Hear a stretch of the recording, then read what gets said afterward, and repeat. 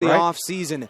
It was a great ride for the Tigers as they came oh so close, but then the Mounties pulled away on the offensive end. Back-to-back touchdown drives by them. Denzel Foster will carry to around the 20. A flag is down inside the 15 with 2:53 to go. The clock will stop. Well, you come very, very close if you're the Tigers. I can't help but not think about the guys who are never going to suit up ever again, never get to strap on the helmet and the shoulder pads. And for a lot of these Tigers. guys, it's the last time. And so, unfortunately, with 2:53 remaining, you got to go out there and play for some pride, like you said, Nick. Into the game for the Tigers is Christian Mora at center. I love what he brings to the table. Out is Mr. Wallace. He'll play for the next 240. You talk about the final time that guys will strap up. This is a man who's been so selfless. This is the last time he will play. Nick King, same deal. Isaac Whitney, last time he will be a Tiger. Handoff goes to Foster. Scrimps for a first down. We talk about guys that won't play for the Tigers next year. He's another one of them, as he will finish his campaign with right next to 1,000 yards rushing this year, despite missing 5 games over the last 2 seasons, and just has been a great running back for the Tigers for quite some time. Clock is stopped with 2:15 to go. It's not despite the loss here for RCC, it's still a season to remember, a season to be proud of. It's what's most impressive is the turnover rate that goes through the JUCO level. Just 2 years to play. A lot of sophomores constantly move on, and then the next year you got the next set of guys, and it's just constantly turning over the guys. And what's impressive is being here for the second straight year despite losing a bunch of guys the previous year. I would like to see Nick King throw a deep pass here. I know the game is basically over, but if you score a touchdown and recover an onside, it makes things interesting. But instead, they call 4 consecutive run plays. I understand the game's basically over, but that just epitomizes a day where offensively you go oh so conservative for such a long time, and finally where you air it out, you have 2 touchdown drives back-to-back to make things interesting. It brings up the question, where in the world was those play calls in the opening half? You bring up great points, and it seems like they decided to air it out when Kelly Helinski stepped in. Yeah. He fires the ball to the outside, intercepted instantly. Yeah. Mm-hmm. And that's when Nicholas King comes back into the ball game, and he starts airing it out. Fortunately, they get just 7. Well, I would say unfortunately, they just get 7. And now 35-14 ball game, and this one is just about over. Well, you take your lumps. The Tigers won 8 consecutive games following the loss to Grossmont, climbed their way back to the top ranking in the Triple CAA polls. Handoff goes to Denzel Foster, and what is otherwise just a formality here. Yeah. The Tigers will let the remaining 144 run. Your impressions of the Tigers campaign, which falls just 1 game short of the state championship? I would call it successful. Coach Kraft wouldn't. Yeah. I would say it's been a season definitely with its ups and downs. More downs, it seems like, despite a 9-1 regular season record. But the thing that I'm taking most out of this is the penalties. Yeah. All season long, it's been the lack of discipline, the bonehead plays that have plagued the Tigers. And in this ball game, in the first half, it was the penalties that held back Nicholas King, putting him in these long third down situations. I will ask you this, too. Yeah, also, not only the penalties, but how about Nick King being so conservative? Did that at the end of the day become the Achilles heel when in a game that you would love to forget about, passed for 28 yards and a half? Wow. That is just frankly ridiculous. Well, you say conservative. I say just flat out bad passing. He was inaccurate. He was going for it. He was trying to get his receivers deep. He was trying to hit his receivers down the middle with the quick slants. Hey, they were open. They were open, but he never hit them. And it just goes to show it did take an effect. And when you keep missing your receivers, later down in the line, your run game's going to get eliminated because you got to keep passing. That's right. Doing something that you don't feel comfortable doing. And now the result is a loss.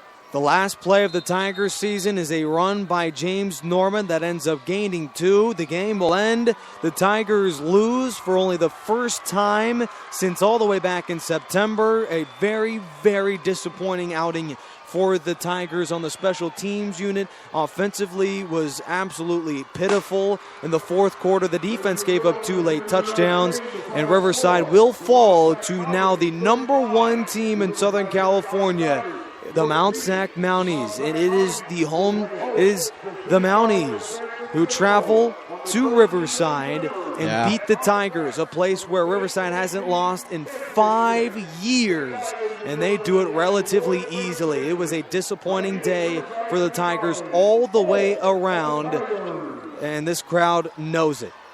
So the streak stops at 30 wins here at Wheelock Stadium, the Jungle. And it turned out that it wasn't even a factor tonight. You would think that home field advantage would play a role here tonight in the most important game of the season, but even the fans fell short. I guess Riverside didn't give them a reason to cheer for. That's right. That's right. You first got to play a little bit better football than 28 yards passing in the first half. You had 95 yards passing in the last game for Nick King, and I don't want to blame a man who, in Nick King, came in as the backup, actually. But you look at it, and Dan, just the offense, I think that's what lost it for you. When you had your first 12 drives offensively, 11 punts and a pick. Yeah, it seems like throughout the year, they relied on just being flat out way more talented than the other teams.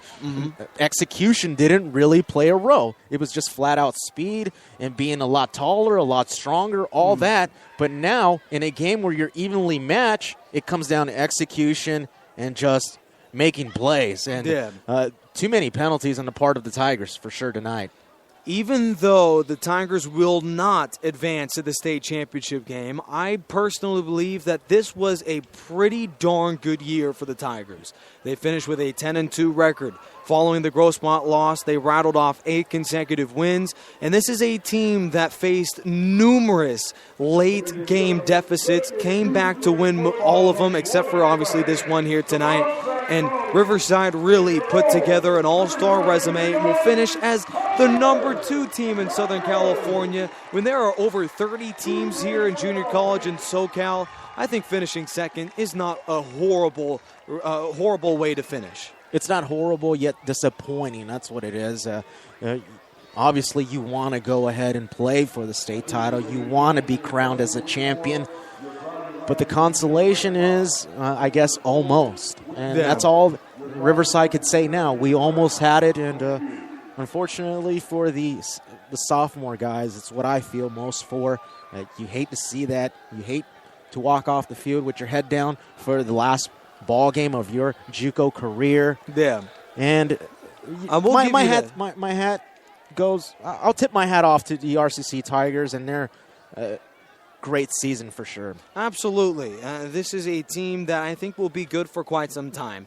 Unfortunately, over the last 2 SoCal Championship games, they're 0-2. We'll go ahead and get some stats and call this one a final, 35-14. We'll bring Aubrey on for the whoa. No, but I just want to real quick mention for all of whom followed us throughout the entire year that, boy, this has just been a Riverside team that will be around because of the play or the coaching, if you will, of Tom Kraft, former San Diego State head coach. I personally believe that the Tigers, despite the loss, played extremely well. Some gutty performances defensively. Player of the game has to go to a man who's been all over the field. Ray Ford stopped Christopher Gilchrist. Only 2 catches on the day. We'll bring in some stats as the Mount SAC Mounties did, by a hair, win a number of statistics here tonight. Josh Trapp just getting the Gatorade dunk just a little bit earlier will be crowned as SoCal champions. Take a look at the numbers, and it's exactly what I expected. The Tigers had only 174 yards passing to the Mounties 263. Just the offense was the Achilles heel. You go 0 for 12 on offense on your drives, and then you turn it over with Helinski. That is not a formula to even come close, and you were lucky to only be down by 21. It would have been a whole lot worse given the defense was any less productive than that. You bring up great points, but what about the time of possession? Yeah. You would think the Mounties were in favor of that, but it just goes to show 31. What is this? It might be an error. I don't know. Well, I will give you this. Riverside went on 2 long drives. We forget about that. And then they milked the clock at the very end, so that might have been the difference. But absolutely. Overall, when it most counted, the time of possession. Dan, you are out of breath. I just ran down the stairs, came back up. Woo. Dang. Well, the Tigers got to shape up for next year. You got to shape up for more trips up the stairs. You know that. Well, let's continue to look at the numbers. Denzel Foster, 16 carries for 98 yards. Over 1,000 yards this year for the JW North product. Is this man a college running back next year at the NCAA level? It's hard to tell. I mean, he is injury prone. We are talking about Denzel Foster. Yeah. You said it best. Last year, injury prone. We don't even know if he was 100% tonight. Yeah. He suited up last week, did not play. He suited up here. He was a game time decision. He comes in the second possession of the RCC Tigers. Yeah. So he split carries. He did. He had 16 attempts, and the remainder of the running backs got the rest of the carries, the other 24. Now look at Nick King. Similar question here. Is he an NCAA quarterback next season? Finished the day 12 of 26, 162 yards and 2 touchdowns. You look at those numbers and think, boy, Nick King wasn't the problem. But these numbers are an aberration to what has otherwise been a very forgettable day for an offense that really was the Achilles heel tonight. I hate to knock down on a guy, but you asked the question, is he a Division I type of player? From what he showed me tonight, I would say no. Wow. He didn't. Wow, really? Yeah, he didn't. He wasn't accurate enough. Let's first give credit to Mount SAC, who is among the best defensive teams in the nation. True, but to play at the next level, you got to be able to win the biggest game of the year. That's right. I would say. That's just in my opinion. I'm not a scout. I'm not a guy who's going to go out there and look at every single quarterback and every single piece of film out there. But from what Nicholas King showed me this season, he's just about Did we forget 2 to 3 steps below. Did we forget how good he was last week, though? Did we forget how good he was this season, only committing 2 turnovers overall? But when the windows get tighter, it's when you have to be at your best. And the windows were very small here tonight, and he didn't hit any of them other than that big play to Isaac Whitney and the deep pass. That was a big play. Right? Got him back in it. Yeah. As we take a look at Mount SAC, the winner of the Southern California Championship game, Omar Stolbert actually finished with an extremely great stat line, but it was skewed due to that 70-yard run. He finished the day with 26 carries, 172 yards, and a touchdown that really was the nail in the coffin for the Tigers game and the Tigers season. It really was. What a great defensive scheme Coach Jabstrap came out with tonight. It was perfectly designed, exactly what the Mounties needed tonight. Just a flat-out great performance on all sides of the ball for the Mounties. Yeah. Special teams, they didn't let go anything. Defense, they were stingy as can be. And the offense, well, they flat-out outran the Tigers. And one more man I do want to commemorate is freshman linebacker A.J. Hodgkins. Finished the year with just 12 games in the books, with 101 tackles this year, ranks in the top 8 in the state of California among all players, to go along with 2 sacks, a forced fumble, an interception. A man who next year will probably be among the best junior college players if he decides to stay at Riverside in the country. It's going to be an amazing year for the Tigers next season. But before we call this one a final here, Dan, final thoughts on a 10-2 campaign that falls 1 game short of the state championship game. Well, first things first, I've got to congratulate Coach Tom Kraft. What a great season. We really appreciate the access he granted us, and especially you, Nick, all season long.